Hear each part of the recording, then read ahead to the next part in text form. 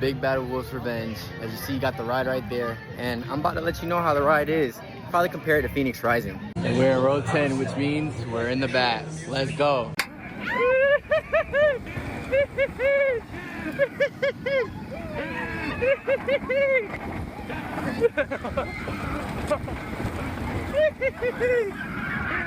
Uh-oh.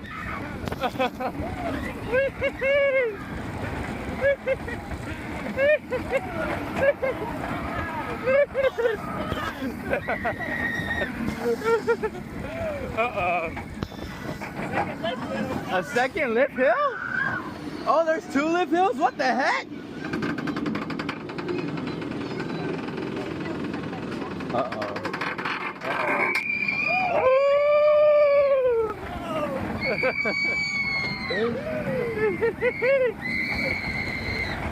Big Bad Wolf was actually very good, very fun, way better than freaking Pheonix Rising. It literally clears it.